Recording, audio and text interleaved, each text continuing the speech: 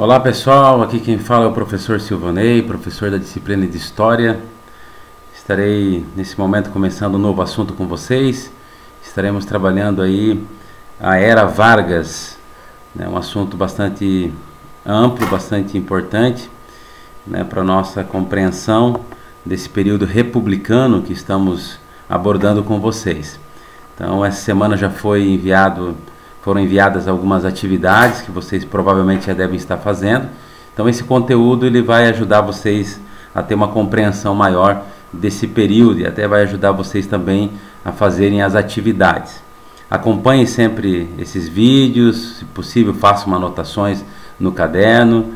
Eu também vou estar disponibilizando o material de apoio em PDF para vocês também ir acompanhando esse conteúdo. Então gostaria que vocês fizessem uso de todos esses recursos que eu estou disponibilizando para ter um melhor aproveitamento aí desse conteúdo da disciplina de História, enquanto nós estivermos aí na quarentena, nesse isolamento. Provavelmente, mais para frente, talvez daqui um mês, talvez a coisa esteja mais estabilizada, talvez estejamos voltando aí para a sala de aula. Enquanto isso, vamos fazendo uso aí do YouTube, de recursos audiovisuais, de materiais impressos, para ir acompanhando e aperfeiçoando e se aprofundando em alguns assuntos que são pertinentes, que fazem parte dos conteúdos essenciais que vocês precisam ter acesso.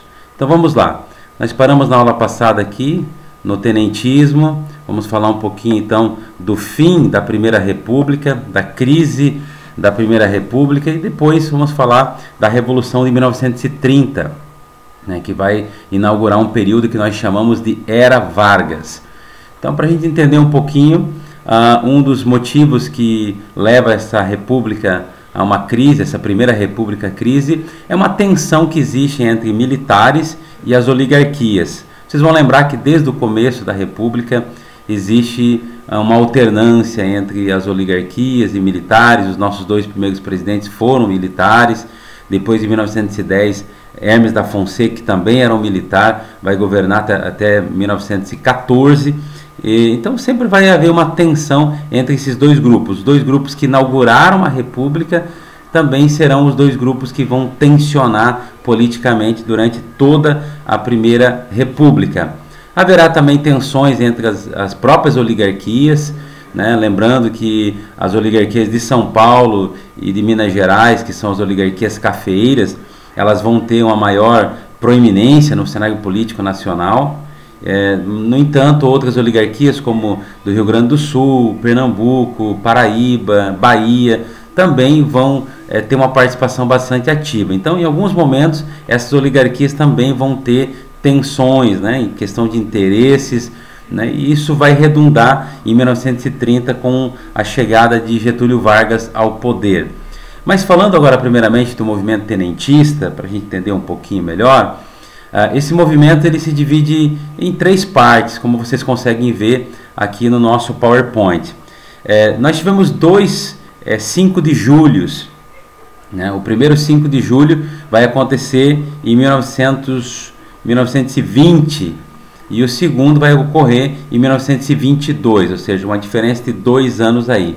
Então o primeiro movimento tenentista, vamos entender o que seria esse movimento tenentista, segundo o historiador Boris Fausto, ele vai dizer que o tenentismo é um movimento político, político e ideológico, com características predominantemente militar. Então é um movimento formado por militares, que vai ocorrer, que vai se organizar aí no país a partir da década de 20.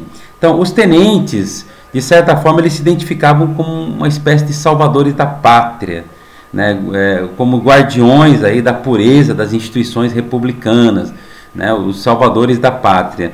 Então esses militares, isso tem muito a ver até com o próprio surgimento da República. Os militares sempre tiveram esse sentimento de que eles eram os salvadores da pátria, os que instituíram a moralidade no país. E o tenentismo é um movimento que vai ter muito isso, na sua essência, esse sentimento de salvadores da pátria. Não podemos desconsiderar também que a Primeira República foi nós tivemos uma corrupção muito grande. A gente já estudou o coronelismo, né, a política dos governadores de Campos Sales, os currais eleitorais, o voto não era um voto secreto, era um voto aberto, o que facilitava muito a corrupção. Muitos se elegiam, mas não eram diplomados, porque na época havia uma comissão verificadora de poderes que verificava, era para verificar a lisura das eleições, mas na verdade era um instrumento, né, que impugnava alguns eleitos, né, que eram contrários ao governo, e para dar vaga a outros que não haviam sido eleitos. Então havia toda uma estrutura corrupta nessa primeira república. Então os tenentes também vão incutir muito isso, essa revolta, esse sentimento de não aceitação a essa política imoral, a essa política corrupta que havia na Primeira República. Então, o primeiro 5 de julho vai acontecer no Rio de Janeiro. Ocorre uma situação em que envolve o líder do clube militar, chamado Hermes da Fonseca, que foi presidente, inclusive, do Brasil. Ele acaba interferindo em algumas questões políticas em Pernambuco, e o governo, na época de Epitácio Pessoa, manda fechar o clube militar. Então a tensão ali estava muito próximo das eleições, havia uma tensão muito grande entre uma ala do exército, uma ala dos militares que iam lançar candidato, né, com as oligarquias que queriam manter, dar continuidade àquela política chamada política do café com leite. Então nós vamos ter uma tensão aí. O fechamento do clube militar vai levar esses militares a uma insurreição. Então no dia 5 de julho, 18 militares, por isso são considerados os 18 do Forte, eles vão sair pelas ruas do Rio de Janeiro, né, e vão enfrentar as forças de segurança. Né, eles vão literalmente se insurgir, tomar em armas, e a maioria deles acabam morrendo em confronto com as forças regulares. Apenas 2 acabam sobrevivendo. Né, esse episódio ficou conhecido como os 18 do Forte de Copacabana. Né? Então a maioria deles acabaram sendo mortos. 2 anos depois nós vamos ter uma outra insurreição em São Paulo, também tenentista, né? Então esse movimento era formado principalmente por tenentes e capitãos aí do exército, são militares, né? Então no dia 5 de julho de 1922 nós vamos ter, sob a liderança de Miguel Costa, um outro movimento em São Paulo, um pouco mais organizado. Inclusive o próprio governador de São Paulo vai fugir da cidade, né, vai fugir devido à mobilização desse grupo, mas esse grupo também vai ser desbaratinado pelas forças regulares, e esse grupo vai fugir para o interior do Brasil. Então eles vão em direção a Foz do Iguaçu. Esse grupo de militares liderado pelo major ou coronel Miguel Costa, eles vão em direção a Foz do Iguaçu. E um outro grupo também vindo do Rio Grande do Sul, liderado por Luiz Carlos Prestes, também vai em direção a Foz do Iguaçu. Então esses 2 grupos de militares, né, de tenentes e capitães, vão se juntar em Foz do Iguaçu, e eles vão formar a chamada Coluna Prestes, né, Coluna Prestes. Então, mas o que exatamente esses militares queriam? Né? Primeiro, queriam uma deposição de Arthur Bernardes. Esses militares também, uma das bandeiras deles era o voto secreto, né, o voto secreto que hoje é no Brasil, né, em todo lugar do mundo, hoje nós temos o voto secreto. Queriam também a obrigatoriedade do ensino primário a toda a população. Então esses 2 grupos que vão se juntar ali em Foz do Iguaçu, eles vão formar a Coluna Prestes. Eu diria assim, que uma espécie de guerrilha, né, uma espécie de guerrilha que vai percorrer o Brasil, o interior do Brasil. São 25 mil quilômetros eles vão percorrer, uma coluna de mais ou menos 1.800 homens quando começa, tem 1.800 militares que fazem parte dessa coluna, e vão percorrer 12 estados brasileiros. Como eu disse, eles não vão conseguir um resultado prático, eles não vão entrar em embate com as forças regulares, porque essas forças regulares estarão nos grandes centros, principalmente São Paulo e na capital, Rio de Janeiro, mas eles tentam peregrinar pelo Brasil buscando apoio popular. Na verdade, o que eles levaram aí no interior do Brasil foi pânico, medo. Muita gente temia esse movimento, até porque aonde ele passava, segundo alguns historiadores, eles causavam anarquias, causavam violência, acabavam se apropriando, né, de alimentos, se apropriando, né, de subsídios, né, necessários para manter uma tropa tão grande assim, né, um movimento que começou com 1.800 homens, no final tinha mais ou menos ali em torno de 600 soldados. Né? Então, para muitos no interior do Brasil, apolitizados, sem muito conhecimento, esse movimento mais trouxe pânico do que de fato conseguiu aderir ou conseguiu fazer ou criar uma adesão da população contra as oligarquias que estavam no poder no Brasil. Então vamos lá, continuando. Aqui tem uma imagem onde vai mostrar essa coluna Prestes.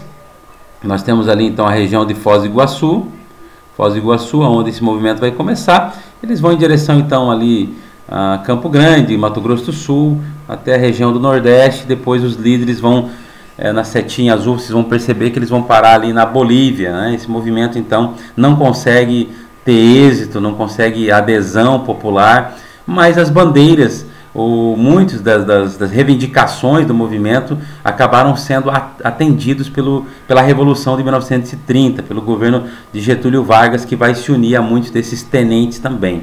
Então aí está uma imagem para vocês dar uma acompanhada. Muito bem, agora falando propriamente da era Vargas, primeiro, antes de entrar nos detalhes da Revolução de 1930, eu gostaria de dividir o governo Vargas em 4 períodos. Mais precisamente nós vamos falar aqui dos os três primeiros.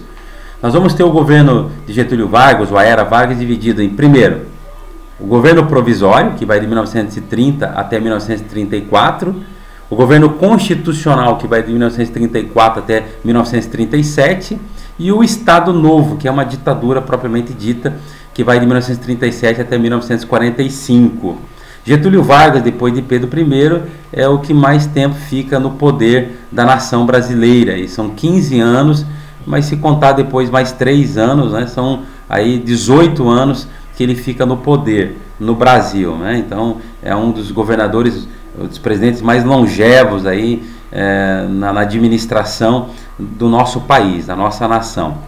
Por isso que nós estudamos, né, e tentamos entender, porque muito do que nós vivenciamos hoje, por exemplo, se eu falar de CLT, as leis trabalhistas começam lá nesse período, a gente falar de industrialização vai começar nesse período, trabalhismo, muitas conquistas, inclusive, que nós temos na atualidade, advém desse período da era Vargas, inclusive a Companhia Siderúrgica Nacional. Nós vamos ver também a criação da Vale do Rio Doce e assim muitas outras conquistas aí nesse período. A figura de Getúlio Vargas é uma figura bastante controversa. Alguns colocam ele como um ditador violento, que usou de meios violentos para controlar grandes setores, ou os setores da sociedade, principalmente o povo. Há outros que vão dizer que ele foi de fato um grande estadista, que conseguiu minimizar problemas sociais, que conseguiu desenvolver o país, né, que teve uma visão de país. Então, há quem defenda, há quem critica, né, alguém vê ele como autoritário, outro vê ele como, até ele tem um chavão, um slogan que diz que ele foi uma espécie de o pai dos pobres, né? Ao mesmo tempo que alguns dizem que ele foi o pai dos pobres, também há outros que dizem que ele foi a mãe dos ricos. Então é alguém bastante controverso, uma figura bastante importante na história brasileira. Muito bem, vamos começar então com as eleições de 1930. Quem estava no poder era, depois de Arthur Bernardes, vai entrar Washington Luiz. Arthur Bernardes era um presidente mineiro. Então, na política do café com leite, depois entrou Washington Luiz, que é um paulista, né? E o Washington Luiz, pela lógica da política do café com leite, deveria indicar um mineiro, coisa que ele não fez. Ele indicou um paulista novamente, quebrando aquela política do café com leite, do revezamento entre São Paulo e Minas Gerais, que eram os 2 maiores colégios eleitorais, as 2 maiores economias do país também. Então, nós temos a indicação de Júlio Prestes, o que desagradou principalmente os mineiros. Então nós vamos ter aqui uma divisão das oligarquias. Essas oligarquias que governam o país desde 1889, mas principalmente a partir aí do início do século XX até 1930, vai haver uma cisão, uma divisão dentro dessas oligarquias.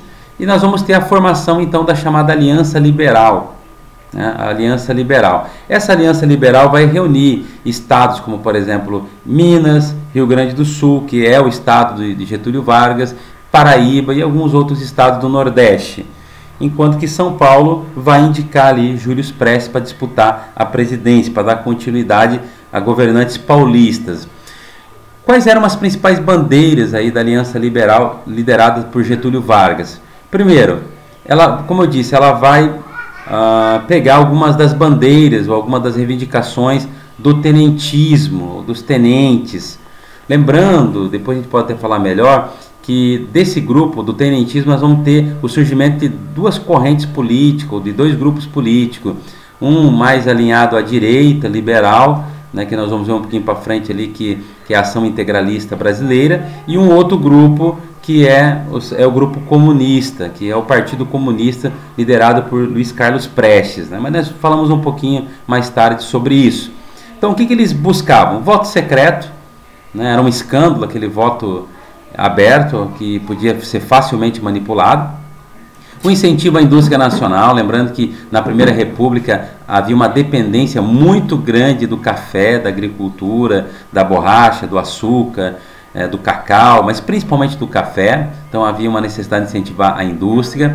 Criação de leis trabalhistas, até para aliviar a tensão entre trabalhadores e burgueses. Temos também a anistia aos tenentes, que vão apoiar a Revolução de 1930. Lembrando que a palavra anistia é o mesmo que perdão. Perdão aos tenentes rebelados. Apesar da Aliança Liberal ter conseguido uma mobilização bem pertinente, nós teremos aí a vitória de Júlio Prestes, né, a derrota da Aliança Liberal. Mas isso não vai ser aceito assim tão facilmente, né, até porque as eleições eram muito fraudulentas, questionáveis. A Aliança Liberal não vai aceitar essa vitória de Júlio Prestes. Mas tem um episódio que vai ser o episódio que vai desencadear a Revolução de 1930, que foi o assassinato de João Pessoa. João Pessoa, que foi um sobrinho do Epitácio Pessoa, um outro presidente do Brasil.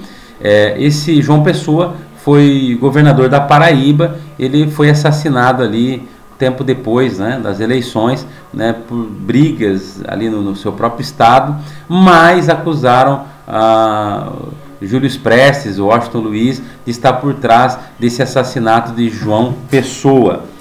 Com base nisso, só faltava então esse estopim, só faltava um motivo mais claro. Começa então a Revolução de 1930, começa no Rio Grande do Sul, as tropas marcham do Rio Grande do Sul em direção a São Paulo e a capital federal, Rio de Janeiro, para evitar talvez um banho de sangue no Brasil, uma guerra civil que poderia levar um banho de sangue. Uma junta militar vai depor o Washington Luiz e então assume, né, o governo provisório Getúlio Vargas, né, assume a presidência aí, o governo provisório, né. Então a Aliança Liberal consegue chegar ao poder através de uma revolução, né, talvez por os militares nesse período, né, como eu disse, para evitar um banho de sangue, evitar algo pior, então resolve conceder o poder à Aliança Liberal na pessoa de Getúlio Vargas.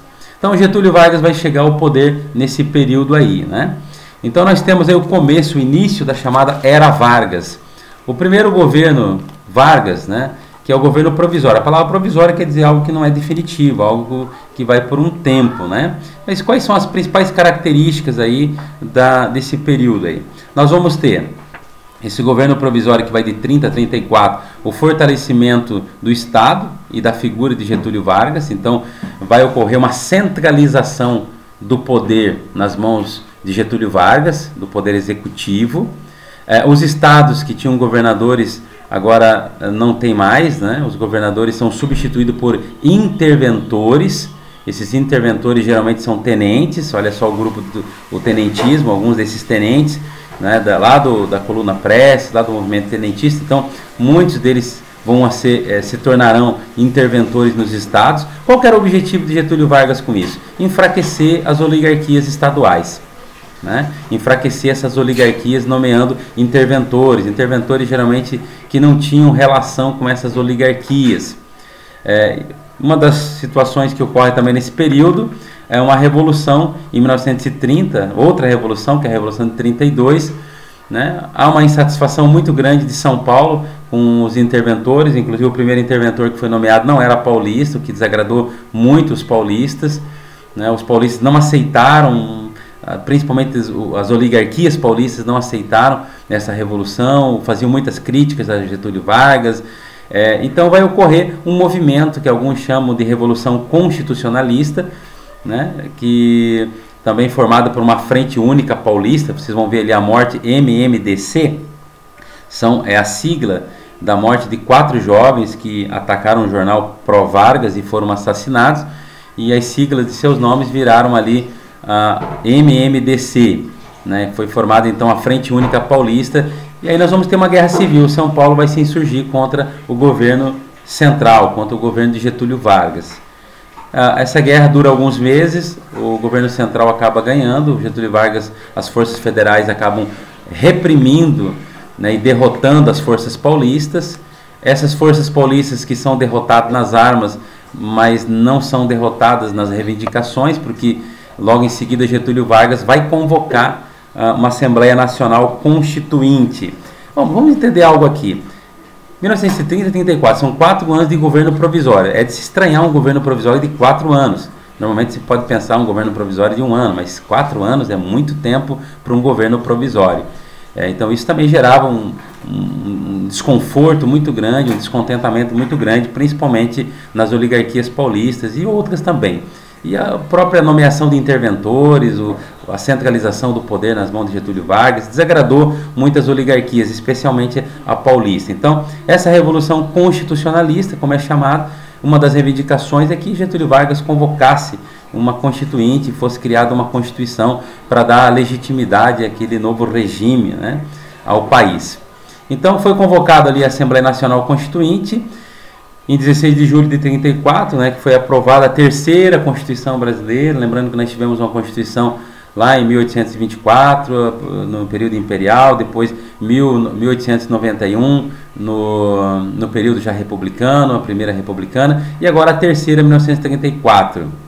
A Constituição de 1934 adotou então algumas das bandeiras do tenentismo, como por exemplo o voto secreto, a obrigatoriedade do ensino primário, que foi muito importante também. Essa Constituição ela vai criar alguns direitos trabalhistas, como por exemplo jornada de trabalho de 8 horas, proibição lá do trabalho infantil, né? Também a questão da férias remuneradas, um descanso semanal também remunerado. Então algumas das garantias que nós temos hoje na nossa CLT foram criadas aqui na Constituição de 1934, porque antes disso não havia férias, uma regulamentação de férias, né? Hoje, uma pessoa sai de férias, além dela receber a antecipação de todo o seu salário, ela recebe ainda um bônus, vamos dizer assim, que equivale mais ou menos a 33% sobre o seu salário. Então, se uma pessoa ganha R$1.000, ela é antecipada os seus R$1.000 e mais R$334, que é 1/3, né, sobre o salário. Isso é uma conquista que começou lá em 1934 com a Constituição que foi criada. Também foi criada a Justiça Eleitoral, foi banida a Comissão Verificadora de Poderes, que estava ligada mais ao Legislativo, foi criada a Justiça Eleitoral, ou seja, vai para uma área da Justiça, fazer a fiscalização e analisar a lisura das eleições. E também aqui uma coisa muito importante, o voto feminino. Pela primeira vez as mulheres puderam votar. Foi muito importante também, né? As mulheres hoje participam da vida política ainda de forma muito tímida. No Brasil nós temos aí talvez não chega a entre 10 a 15% de mulheres na política. Significa dizer que 80, 85% da política brasileira ainda é um território majoritariamente masculino. Ainda falta muito aí para as mulheres participar um pouquinho mais da política. Eu convido aí você, as alunas que estão assistindo aí, a se interessarem um pouquinho mais pela política. Sempre é bem-vinda aí as mulheres, né, atuando na política. Muito bem, continuando, governo constitucional. Então, a partir de 34, com a Constituição, uma das prerrogativas ou dos artigos da Constituição de 34 previa que o presidente fosse eleito por voto indireto do Congresso. Então foi eleito ali Getúlio Vargas, né, para esse período de 34 até 37. Só que nesse período nós temos aí a Grande Depressão, que ocorre nos Estados Unidos, a queda das bolsas de valores de Nova York, né, vai afetar a economia brasileira, gerando falência, desemprego, inflação. Então vai ter aí grandes problemas. O Brasil, da década de 30, vai ser afetado muito, né, na sua economia, muita crise econômica. Então Getúlio Vargas tem que trabalhar aí para dar uma equilibrada. Nós temos dois grupos políticos importantes que eu falei que vieram dos dissidentes, né, que vieram do tenentismo, né. Então esses dois grupos aqui, uma da Ação Integralista Brasileira, que é um grupo de extrema direita, né, que tinha inspiração fascista, foi liderado por Plínio Salgado. Inclusive, se alguém um dia passar aqui no João Pessoa, vocês podem dar uma olhadinha no cemitério do João Pessoa, tem ali alguns obeliscos de integralistas aqui do Jaraguá do Sul, tinha muito integralista, inclusive em Blumenau, né? Eles defendiam um governo autoritário, de um partido único, né? Censura aos meios de comunicação, muito parecido com o regime fascista, o regime nazista, né? Inclusive o lema da Ação Integralista era Deus, Pátria e Família. Deus, Pátria e Família. Essa Ação Integralista é um movimento de extrema direita, como eu disse. Além disso, nós temos um outro grupo, que é a Aliança Nacional Libertadora, já de viés comunista, liderada por Luiz Carlos Prestes. Esse Luiz Carlos Prestes foi o cara que vai fundar também o Partido Comunista no Brasil, que vai trazer, talvez de forma mais partidária, o comunismo para o Brasil. Também o não pagamento da dívida externa, ou seja, não vamos pagar a dívida externa, a nacionalização das empresas estrangeiras, era uma agenda comunista, a reforma agrária. Então vocês podem perceber, se é um professor de comunismo, mais ou menos por aqui vocês vão entendendo o que é comunismo, né? Tem relação com essa nacionalização de empresas estrangeiras, tem relação com a apropriação dos meios de produção pelo Estado, reformas, principalmente a reforma agrária, né? Você retirar essa estrutura que o Brasil até hoje ainda tem, né? Essa estrutura latifundiária, né? Criando, né, uma reforma agrária que possibilite as pessoas de terem acesso à terra.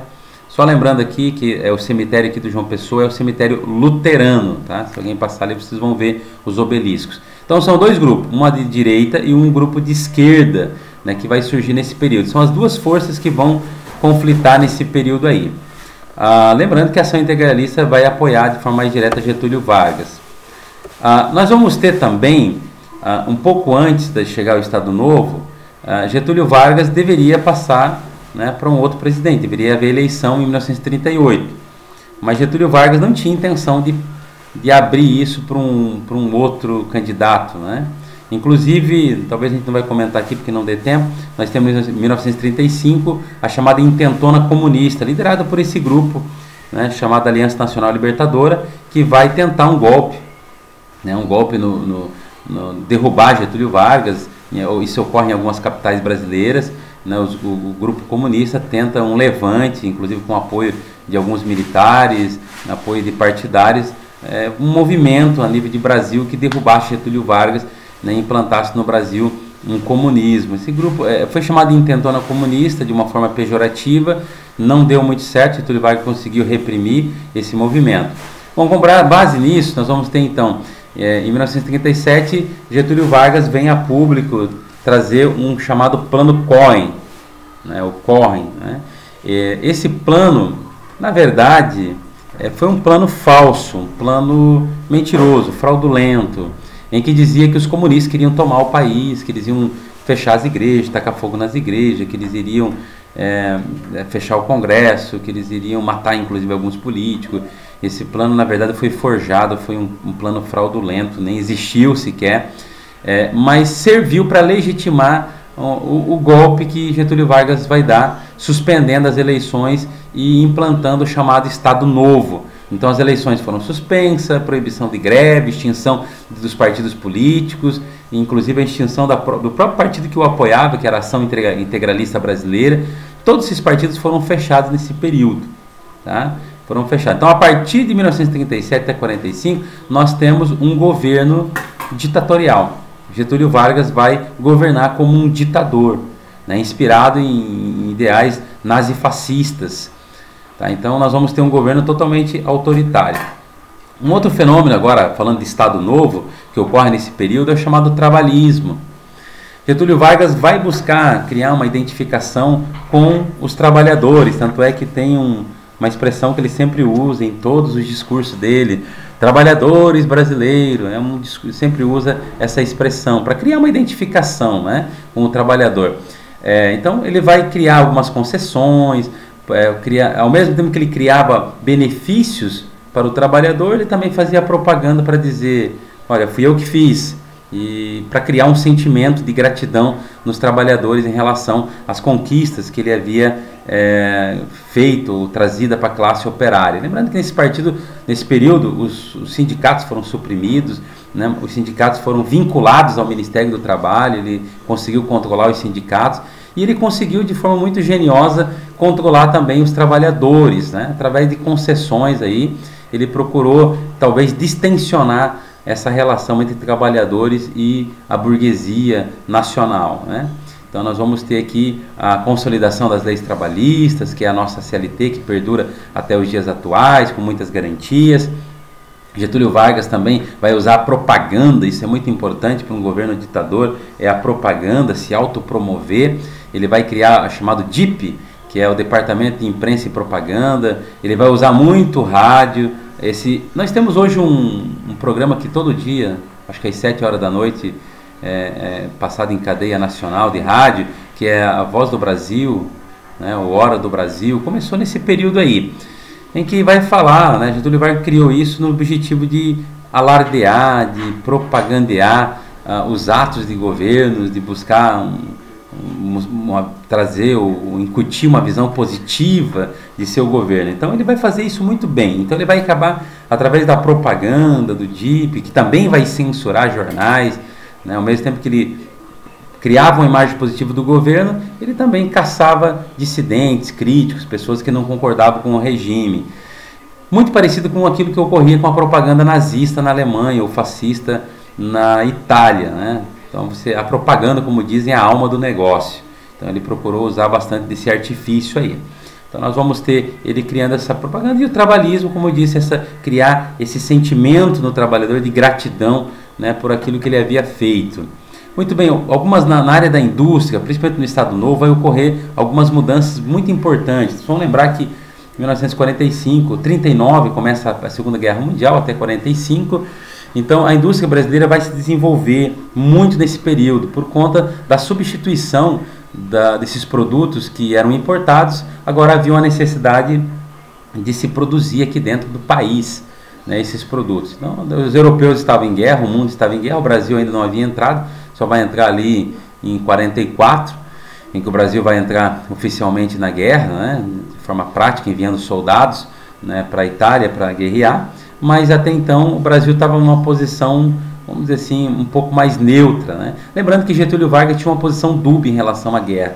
Ele, como o governo dele se assemelhava muito mais ao eixo, a Alemanha e a Itália, havia sim uma dúvida se o Brasil entraria guerrear do lado dos alemães ou do lado dos aliados, né? Inglaterra, Estados Unidos, né? Na verdade, pelas semelhanças da ditadura Vargas, o Brasil, teoricamente, deveria ter lutado, mas teria lutado junto com o eixo, né, com as forças nazifascistas, até porque o seu governo era um governo nazifascista também.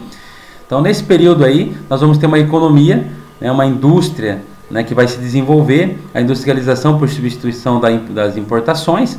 Nós vamos ter a criação da Companhia Siderúrgica Nacional, muito importante. Né, temos a criação da Vale do Rio Doce, que é ali em Minas Gerais, inclusive onde ocorreu aquele acidente, né, que é uma das empresas que mais extrai minérios no mundo, e a Companhia Siderúrgica que faz a transformação desse minério, a criação do aço. Sem essa indústria de base não é possível desenvolver uma indústria nacional, porque a indústria nacional precisa dessa indústria de base, né, que entra aí a siderurgia, entra também a criação da hidrelétrica, né, de hidrelétricas, precisa desse material para que haja uma transformação, para que haja um desenvolvimento da indústria nacional. Também nesse período foi criado o Conselho Nacional do Petróleo, que acho que em 1953, se não estiver enganado nessa data, é criada a Petrobras no Brasil, Então ali foi criado o Conselho Nacional do Petróleo, foi criada a primeira estação, né, de extração de petróleo no Brasil, que fica ali naquela região da Bahia. Então o Brasil vai investir bastante nessa indústria de base, siderurgia, né, a indústria petroquímica, as hidrelétricas, né, que vão dar aí as condições para que houvesse um desenvolvimento da indústria nacional. Fim do Estado Novo, a gente finalizar então aqui.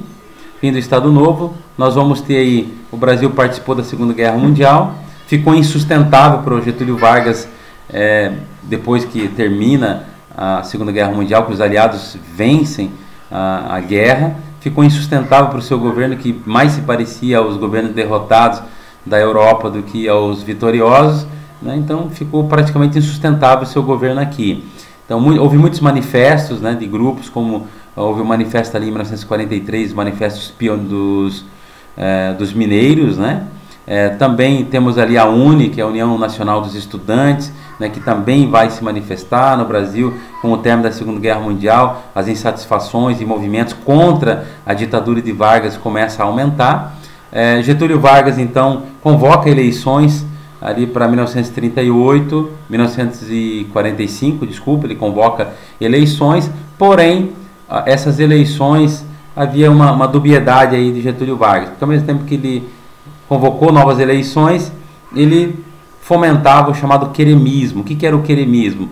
Ele usava alguns setores aí, né, para fazer uma propaganda de quero que Getúlio Vargas continue, queremos que Getúlio Vargas continue no poder. Isso é o chamado de queremismo. Houve todo um movimento popular e de fato ele era muito popular mesmo, né, entre os trabalhadores, entre as pessoas da época.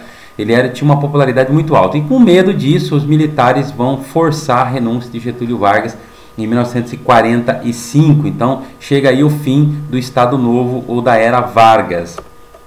Então nós paramos aqui, só resumindo então, nós temos os 3 períodos de Getúlio Vargas. O período, nós temos a Revolução de 1930, de 30 a 34 nós temos o governo provisório, de 34 a 37 nós temos o governo constitucional, de 37 a 45 nós temos o Estado Novo, que foi propriamente uma ditadura militar. Qualquer dúvida, depois a gente vai tirando nas atividades que nós vamos mandando e vocês podem assistir outros vídeos na internet, outros vídeos no YouTube também. Né, tem muito vídeo bom que vai tratar desse assunto. Inclusive, se pesquisarem lá na internet, no YouTube, Boris Fausto, a Revolução de 1930, é um historiador que aborda muita propriedade esse assunto, né, que é muito pertinente aí. No demais, um grande abraço a todos, fique com Deus, até a próxima aula.